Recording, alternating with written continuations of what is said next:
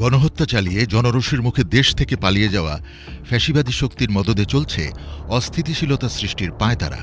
আন্তর্জাতিক অপরাধ ট্রাইব্যুনালে গণহত্যার দায়ে ফ্যাসিস্ট শেখ হাসিনার বিরুদ্ধে অকাট্য প্রমাণের ভিত্তিতে যখন রায় ঘোষণার অপেক্ষা, তখন পতিত স্বৈরাচারীর দোসরেরা পরিকল্পিত সন্ত্রাসের মাধ্যমে দেশে অস্থিরতা সৃষ্টির অপচেষ্টা করছে। কার্যক্রম নিষিদ্ধ আওয়ামী লীগের সন্ত্রাসীদের এসব অপকর্মের বিরুদ্ধে কঠোর ব্যবস্থা নিচ্ছে সরকার। সন্দেহভাজন কাউকে দেখার সঙ্গে সঙ্গে আইনশৃঙ্খলা বাহিনীর কাছে তথ্য জানানোর আহ্বান জানিয়েছেন স্বরাষ্ট্র উপদেষ্টা জাহাঙ্গীর আলম চৌধুরী। সন্ত্রাসী কর্মকাণ্ডে জড়িত কাউকে ছাড় দেওয়া হবে না উল্লেখ করে স্বরাষ্ট্র উপদেষ্টা বলেছেন, আইন শৃঙ্খলা পরিস্থিতির নিয়ন্ত্রণে পুলিশ সজাগ রয়েছে।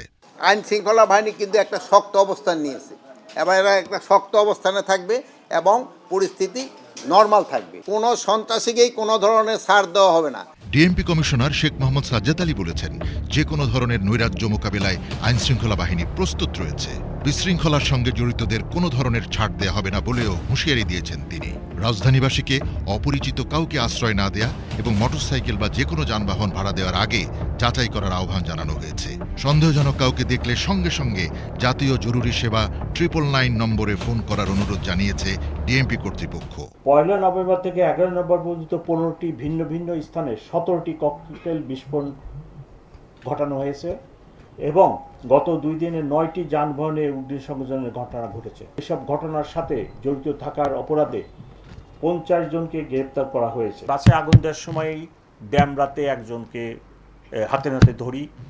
আমি আশা করতেছি অনতি বিলম্বেই আমরা এই যে মোটর বাইকে ককটেল ছুঁড়ে পালায় যায়, পালানরত অবস্থায় ধরে ফেলবো ইনশাআল্লাহ।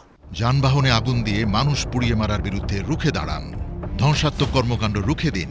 যারা ধ্বংসাত্মক কর্মকাণ্ডে লিপ্ত তারা দেশ ও জাতির শত্রু। সহিংসতা নয়, শান্তি চাই। দেশ বাঁচাতে ঐক্য চাই। সরকারি সম্পত্তি বিনষ্টকারী দেশের শত্রু। জনগণের জানমালের উপর হামলাকারীদের বিরুদ্ধে রুখে দাঁড়ান। গুজবে কান দেবেন না।